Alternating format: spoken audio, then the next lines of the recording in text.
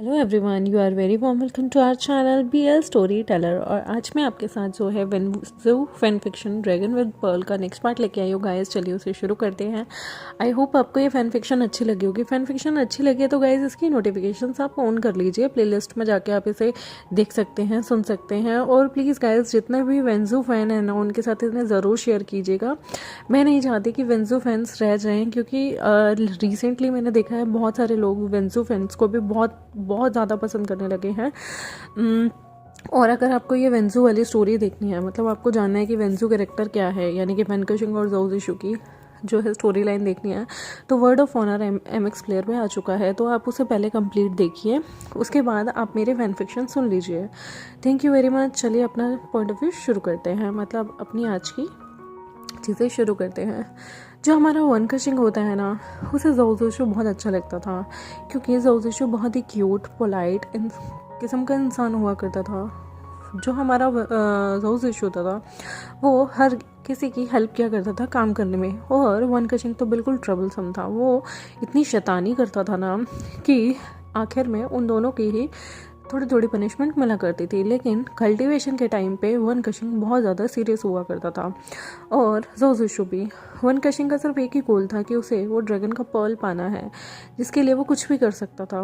वो हमेशा हमेशा ज़ोउ ज़िशु को कहा करता था कि मुझे अपने लोगों को बचाना है, मुझे अपने माँ बाप को ठीक करना है, मुझे उन्हें इस दुनिया में वापस लाना है। उसके लिए मुझे वो ड्रैगन का पर्ल चाहिए होगा ज़ोउ ज़िशु। मैं कल्टीवेट करूँगा, मैं एक अच्छा ब्लैक ड्रैगन बनूँगा। आज भी वो बाकी दिन की तरह कल्टीवेशन के लिए जो है तट पर आए होते हैं, और वहाँ पे वो कल्टीवेट कर रहे होते हैं। धीरे धीरे हमारी गुशियांग भी बड़ी हो रही होती है। आज वन कशिंग जो है वो नॉर्मल अपना कल्टीवेशन शुरू करता है। इस बार सोनागली ने उसे डिफरेंट लेवल के स्क्रिप्चर दिए थे, जिससे वो डिफरेंट लेवल की आध्यात्मिक शक्ति की ऊर्जा जो है अपने शरीर में लाने के लिए और अपनी गोल्डन कोर को मजबूत करने के लिए प्रैक्टिस करता है। वो बहुत डिफ़िकल्ट होती है। ज़ोउ ज़िशु भी उसे ट्राई करता है, लेकिन वो बहुत जल्दी एग्जॉस्ट हो जाता है। तब ज़ोउ ज़िशु ऐसे ही घूमने के लिए निकल जाता है। तभी वो तट पे देखता है गुशियांग उस वाइट रंग के स्नेक के साथ खेल रही होती है। वो उसके पास जाता है और उस स्नेक को वो देखता है कि सोनागली वहाँ फूड लेके आई होती है। वो सोनागली के साथ उस स्नेक को फूड खिलाता है, और वो कहता है मैंने दुनिया में ऐसा कोई सांप नहीं देखा जो फूड खाता हो। ये इंसेक्ट या फिर किसी भी चीज़ को खा सकते हैं। एक तो ये इतना छोटू सा स्नेक है, ऊपर से ये पूरा का पूरा वेजिटेरियन है। मुझे तो यकीन नहीं आता सांप भी ऐसे हो सकते हैं। सोनागली हंसते हुए कहती है ये बाकी सांपों से अलग है, शायद कोई खास सांप हो। तभी वो एकदम से देखते हैं कि वन कशिंग की चीख की आवाज़ आती है, जो कि आध्यात्मिक शक्ति की प्रैक्टिस कर रहा होता है। वो सारे के सारे जंगल की तरफ भागे जाते हैं। जो गुशियांग होती है वो भी, और बोर जोर जोर से चिल्ला रही होती है केशियांगगा आप कहाँ हो। वहाँ पे ज़ोउ ज़िशु भी भाग के जाता है। शानगगा कहाँ हो आप। तभी वो देखते हैं कि पहली बार वन कशिंग ने अपनी कल्टीवेशन पावर को इस हद तक बढ़ा लिया था कि उसके छोटे छोटे से पंख निकल आए थे उसकी बैक पे से, जिसकी वजह से उसे बहुत दर्द हो रहा था, और वो उस दर्द को सह नहीं पा रहा था, और वो ज़ोर से चिल्ला पड़ा था। जैसे ही उसके पंख निकल जाते हैं उस कल्टीवेशन को करते हुए, वो बहुत छोटे से ही पंख होते हैं। अभी वन कशिंग भी सिर्फ 10 साल का था, और वो इस प्रैक्टिस को बिना अपने ड्रैगन्स के होते हुए प्रैक्टिस कर रहा था। अपने माँ बाप के सिखाई हुई चीज़ों के बिना एक बुक से वो चीज़ों को प्रैक्टिस कर रहा था, जिसकी वजह से उसे बहुत दर्द होता है। उसे इतना दर्द होता है कि वो पंख एक बार निकालने के बाद वो बेहोश होकर गिर जाता है, और उसकी पूरी बॉडी ज़ोर से तपने लगती है, क्योंकि वो अपनी बॉडी में हीट को कंट्रोल नहीं कर पा रहा था, जो कि उसकी बॉडी की गर्म चीज़ों को बढ़ा देती है, उसकी बॉडी का तापमान बहुत ज़्यादा कर देती है। वन कशिंग वहाँ बेहोश हो जाता है, और उसके जो पंख जो निकले होते हैं वो भी धीरे धीरे उसकी बॉडी में समा जाते हैं, लेकिन उस जगह से अभी भी खून नहीं निकल रहा था। फटाफट से वहाँ पे सोनागली लियो चिनचाओ को बुलाती है, और लियो चिनचाओ भी वन कशिंग को अपनी गोद में उठाकर फटाफट से उनकी जो छोटी सी झोपड़पट्टी टाइप्स होती हैं, मतलब छोटा सा जो घर होता है, वहाँ ले जाते हैं। वहाँ पर वो धीरे धीरे वन कशिंग की जो है ठंडे पानी की पट्टी करते हैं और वन कशिंग का तापमान नॉर्मल लाने की कोशिश करते हैं। लेकिन वन कशिंग ने जो था कल्टीवेशन करते हुए बहुत ज़्यादा कल्टीवेट कर लिया था। हो सकता है उसका कल्टीवेशन इम्प्रॉपर हो, या फिर हो सकता था उसकी बॉडी उस दर्द को ना झेल पा रही हो जिस लेवल का वो कल्टीवेशन कर रहा था, क्योंकि उसके माइंड में स्ट्रेस बहुत ज़्यादा हो चुका था गाइस। वो हर वक्त उस ड्रैगन पर्ल के बारे में और अपने पेरेंट्स के बारे में सोचता था, और उसके पेरेंट्स 1 साल में एक बार ही उसे मिलने आ सकते थे। और शायद जैसे ही उन्होंने उससे उसकी एजिंग प्रोसेस रोक दी थी, तो वन कशिंग को लगता था शायद अगले साल के बर्थडे पे वो उससे मिलने नहीं आए। तो वन कशिंग इसलिए बहुत ज़्यादा मेहनत करता था, और वो जो शैतानी भी करता था ना, वो इसलिए था कि वो अपने ध्यान को भटका सके। उस दिन वन कशिंग पूरा का पूरा बुखार में तप रहा होता है। ज़ोऊ ज़िशु और बाकी सब उसे ठंडे पानी की पट्टियाँ करते हैं। ज़ोऊ ज़िशु अपने हाथों से जो लियो चिनचाओ और स्कॉर्पियो किंग उसके लिए दवाइयाँ बनाते हैं वो लेके आता है, पिलाता है और पूरा दिन उसका ख्याल रखता है।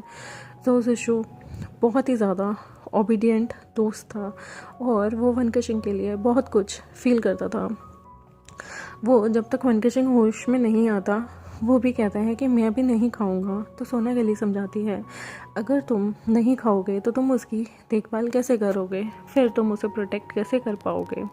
याद रखना, आगे चल के तुम दोनों को ही एक दूसरे को प्रोटेक्ट करना है। कितनी भी मुश्किलें आ जाएं, तुम्हें एक दूसरे के साथ डट कर खड़े होना है।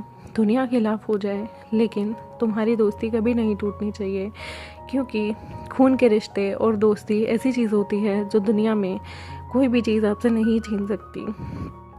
और दोस्ती भले ही खून के रिश्तों से ना हो, लेकिन वो भी एक मजबूत रिश्ता होती है, और तुम तो उसके ड्यूअल कल्टीवेशन पार्टनर बनना चाहते हो, तो तुम्हें उसकी स्ट्रेंथ बनना चाहिए, उसकी वीकनेस नहीं। ज़ोऊ ज़िशु ये चीज़ सीरियसली लेता है और कहता है, मेरी माँ के बाद उनकी जगह आपने ली है, और मेरे परिवार की जगह वन कशिंग ने ली है। मैं उसे बचाने के लिए कुछ भी कर सकता हूँ। सोनागली कहती है, अच्छी बात है, वक्त आने पे अपना बलिदान भी देना पड़े तो अपनों के लिए वो बलिदान कभी ज़ाया नहीं जाता। ज़ोऊ ज़िशु कहता है, मैं समझता हूँ ये चीज़ें। वन कशिंग मेरे दोस्त से बढ़कर मेरे लिए सब कुछ है, और अगर कभी इसके लिए मुझे बलिदान भी देना पड़ा तो मैं पीछे नहीं हटूँगा। सोनागली उसे हक कर लेती है और उसे मेडिसिनल सूप भी पिलाती है, और कहती है, ज़ोऊ ज़िशु का हमेशा ख्याल रखना, इसके ऊपर पूरे वर्ल्ड की जिम्मेदारी है, लेकिन इसकी जिम्मेदारी मैं तुम्हें सौंपना चाहती हूँ, क्योंकि कुछ वक्त बाद मैं भी बूढ़ी हो जाऊँगी और मुझे ना जाने कितने कामों में बिज़ी रहना पड़ेगा, लेकिन तुम इसके साथ हमेशा रहना। वो उसे एक स्क्रिप्चर देती है और कहती है, तुम्हें उसकी कल्टीवेशन शक्ति को नज़रअंदाज नहीं करना है। तुम्हें ये चीज़ पढ़कर उसे सही से कल्टीवेशन करने में हेल्प करनी होगी, और इसमें लियो चिनचाओ भी तुम्हारी हेल्प करेगी।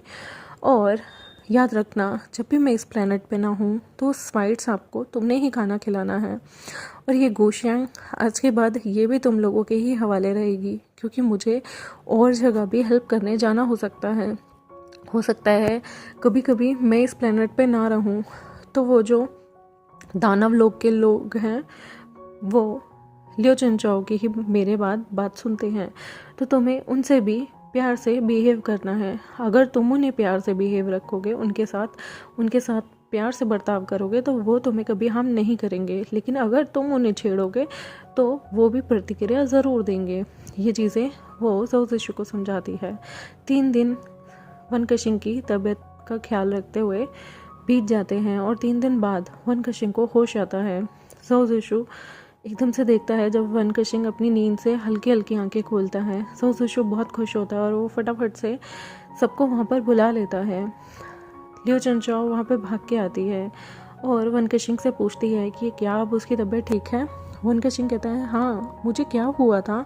तब लियो चिनचाओ बताती है कि उसके जो ड्रैगन के पंख हैं वो उसकी बॉडी से बाहर निकल आए थे, जिसकी वजह से 3 दिन तक वो बेहोश रहा, क्योंकि उसकी बॉडी एकदम से इस चीज़ को एक्सेप्ट नहीं कर पाई, या फिर उसके कल्टीवेशन में कहीं ना कहीं कोई प्रॉब्लम रह गई होगी। वन कशिंग कहता है, मुझे इस दुनिया को और अपने पेरेंट्स को बचाना है। बस यही सोचते सोचते मैं पागल हो जाता हूँ।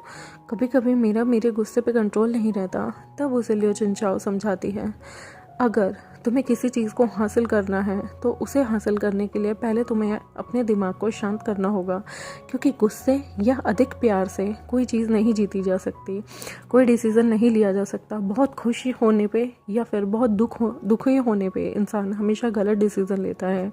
इंसान को नॉर्मल रहकर, न्यूट्रल रहकर, एक सामान्य रहकर ही डिसीज़न लेने चाहिए। तभी वनकशिंग उसकी बात पे एग्री करता है और कहता है ठीक है, आज से मैं अपना ध्यान जब भी अपनी आध्यात्मिक ऊर्जा को बढ़ाने के लिए लगाऊंगा तब मैं लोगों की परवाह नहीं करूंगा, तब मैं किसी चीज़ का प्रेशर नहीं लूँगा और अपनी कल्टीवेशन को अपने दिल दिमाग के साथ करूँगा।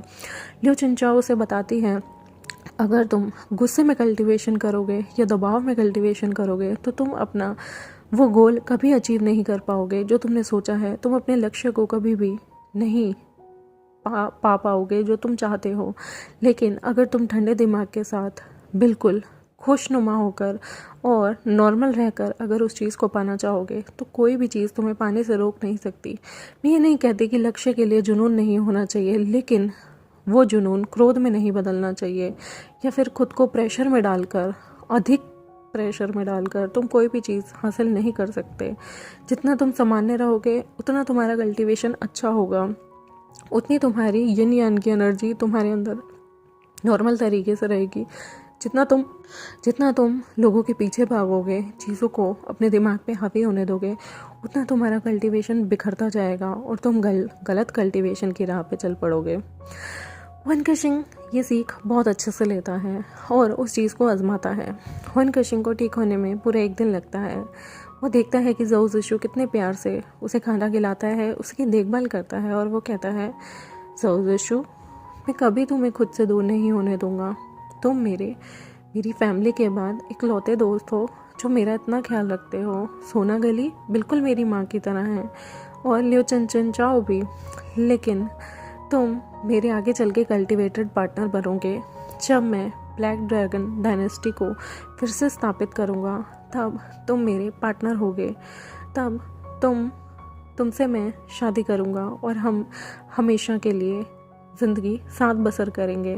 मैं चाहता हूँ तुम भी कल्टीवेशन करो और इमॉर्टैलिटी की राह पर निकलो। मुझे इमॉर्टैलिटी अपने पूर्वजों से दान में मिली है, लेकिन मैं चाहता हूँ तुम भी ज़िंदगी भर मेरे साथ रहो और हम दोनों मिलके इस पृथ्वी यानी कि ये black world, black dragon dynasty पर राज करें।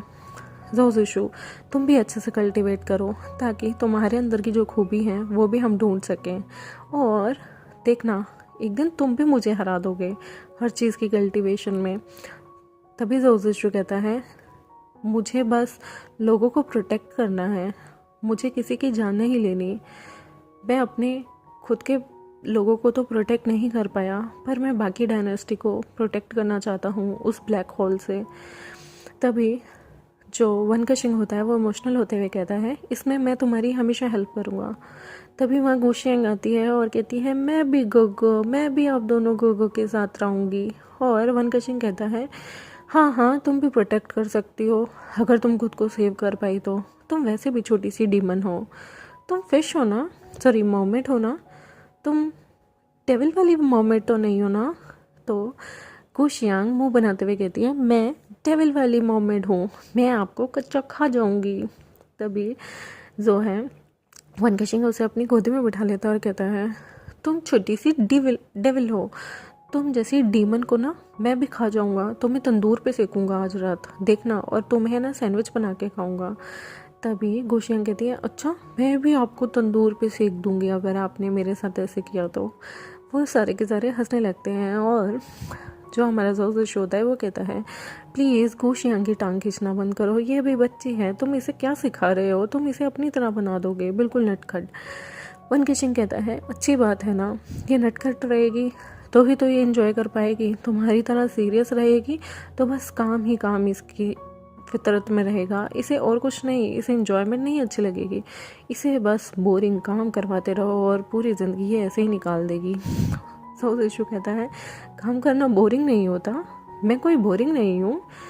वनकशिंग कहते हैं, हाँ ठीक है, लेकिन अभी मुझे आराम करने दो, कल से मैं अपनी कल्टीवेशन पावर को जो है वो अच्छे से परफॉर्म करूँगा। मैंने सुना है यहाँ पे एक गुफा है जिसमें बहुत सारी एनर्जी है, हम कल से वहाँ जाके कल्टीवेट करेंगे और इस छोटी सी बंदरिया को भी अपने साथ ले जाएंगे। तभी जो हमारी खुशियाँ होती है वो मुक्का मारते हुए वन किचिंग के जस्ट पे कहती है, मैं बंदरिया नहीं मर्मेड हूँ।